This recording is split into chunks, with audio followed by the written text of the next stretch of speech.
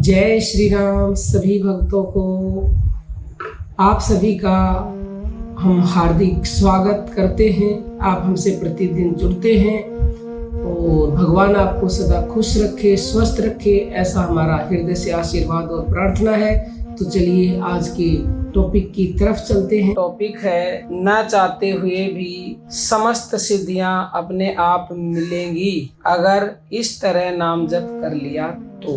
भक्तों, नाम जप करने वाले 99% लोग सिद्धियां चाहते हैं, क्योंकि लोगों को मान सम्मान चाहिए, धन चाहिए, इज्जत शोहरत चाहिए और यह सब सिद्धियों से ही मिलता है। लेकिन जो उच्च कोटि के महापुरुष होते हैं और जो भक्त हुए हैं, उन्होंने इन सिद्धियों को ठोकर मारी है। क्योंकि देखो, सिद्धियां तो उनको भी मिली हैं, लेकिन यदि वो सिद्धियों में फंस जाते, सिद्धियों को ही पाकर उन्हीं में रमे रहते, तो उस चीज तक वो कभी नहीं पहुंच पाते जो मनुष्य जीवन का परम लक्ष्य है, जहां तक हमें पहुंचना है। तो इसलिए संत महापुरुष तो इनको ठोकर मारते हैं, लेकिन जो निष्कामी महापुरुष होते हैं, भक्त होते हैं, उनको अपने आप वो सिद्धियां जबरदस्ती मिलती हैं, उनके आगे पीछे घूमती हैं कि हमें जो है जगह दे दो, हमसे जो चाहो वो करवा लो, लेकिन वो उनको जगह देते नहीं है।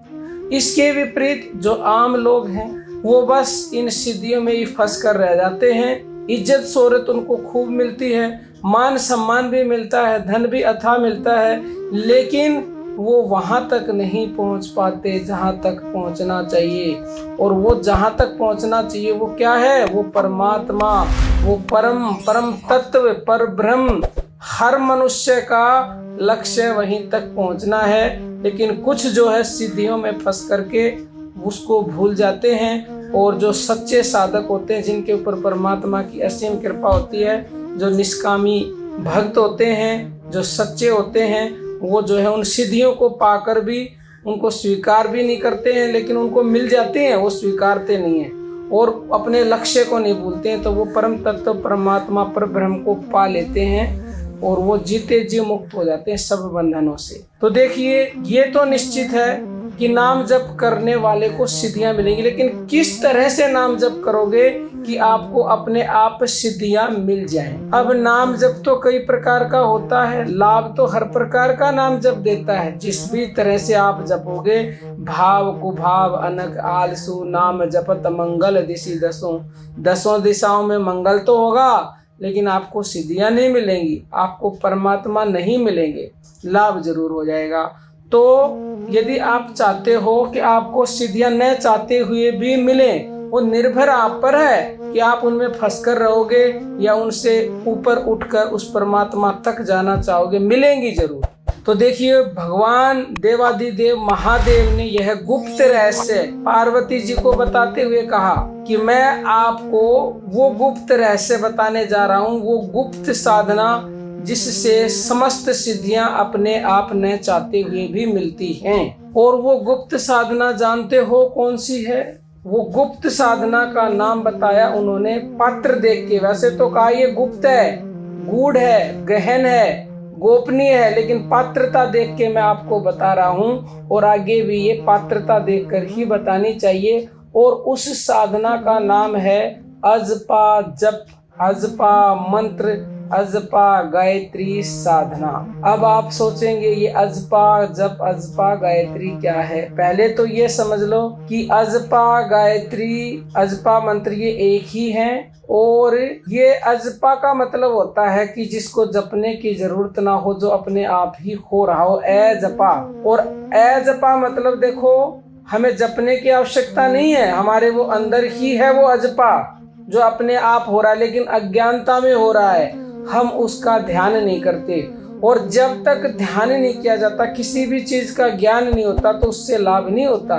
आपके घर में करोड़ रुपए रखे, आपको ज्ञान नहीं है कि यहाँ रखे हुए हैं, आपके पूर्वजों ने दबा के रखे हुए हैं, तो आप गरीबी में ही जीते रहोगे। लेकिन जब ज्ञान हो जाएगा तो उनका प्रयोग कर लोगे और गरीबी मिट जाएगी। तो ऐसे ही अजपा अपने आप हो रहा है, लेकिन हम अज्ञानी हैं। तो कोई पात्र शिष्य ही इसको जान पाता जिसके ऊपर परमात्मा की कृपा हो जाती है। तो आज आपके ऊपर कृपा हो गई है, और पहले भी वीडियो में हम बताते रहते हैं कि वो अजपा आपकी सांस ही है। ये अपने आप बिना रुके बिना थके चल रही है। इसी को प्राण जप कहते हैं, इसी को प्राण उपासना कहते हैं। यही अजपा गायत्री है, यही अजपा मंत्र है, यही अजपा जप है। ये वाणी का विषय नहीं है, इसकी महिमा अकथ और अपार है। ये समस्त सिद्धियों को देने वाली है, यह योगियों को मोक्ष देने वाली है। ऐसा शिव पुराण में भगवान शिव ने स्वयं कहा है। अब आपको इसका ज्ञान कैसे हो? देखो, इसका ज्ञान बस आपको मन से श्वास को देखना है, तो आपको इसका ज्ञान हो गया कि मेरी सांसें चल रही हैं। बस अभी तो चल रही हैं, आपको पता ही नहीं है वो चल रही हैं। तो जब आप मन से श्वास को देखना शुरू कर देते हो, प्राण जप इसको बोलते हैं, यानी कि प्राण जप आप करोगे तो आपको समस्त सिद्धियां न चाहते हुए अपने आप मिलने लगेंगी। कुछ करने की आवश्यकता नहीं है। जैसे कि हनुमान जी को माता सीता ने खुश होकर के सारी सिद्धियां दे दी, तो माता सीता कहाँ है? माता सीता हमारी श्वास में ही है। माता सीता को आप प्रसन्न कर लो, न चाहते हुए अपने आप सिद्धियों का वरदान वो दे देगी आपको। और हनुमान जी तो निष्काम सेवा करते थे, निष्काम भक्ति करते थे। आप भी निष्काम कर लो तो जबरदस्ती मिलेंगी आपको, आप मना करोगे तो भी मिलेंगी आपको, जैसे हनुमान जी को मिली। तो जब हम सांस लेते हैं, सांस लेने में सो की प्राकृतिक आवाज आती है। सो माने शक्ति, शक्ति माने सीता। और जब हम छोड़ते हैं, खंग की ध्वनि आती है। खंग माने राम, यानी कि हंग माने शिव, दूसरी तरह से लगाओगे तो सीता और राम, शिव और शक्ति, राधा और कृष्ण आपकी श्वास में ही है। तो आप श्वास से जुड़ जाते हो, मन से श्वास का ध्यान करते हो, यानी कि ये अजपा जो हो रहा है इससे जुड़ जाते हो। तो माँ सीता आपको समस्त सिद्धियां दे देगी, समस्त सिद्धियां। अष्ट सिद्धि नव निधि के दाता, असवर दीन जानकी माता। उन्होंने किसने दी? जानकी ने दी हनुमान जी को। तो आपको भी जानकी दे देगी, आपकी श्वासों में है, बिना चाहते हुए मिलेंगी। और निर्भर आप पर है, आप इन सिद्धियों से क्या प्राप्त करना चाहते हो? जन कल्याण चाहते हो, अपना स्वार्थ चाहते हो, या परमात्मा तक पहुंचना चाहते हो? सिद्धियां पाने के बाद भी उनमें फंसोगे नहीं तो उस तक पहुंच जाओगे। ये एक सिद्धियां प्रलोभन है। जैसे माँ बच्चे को प्रलोभन देती है, काम कर रही होती है, बच्चा रोता, माँ कहती बेटा ले खेल ले, मैं काम कर रही हूँ।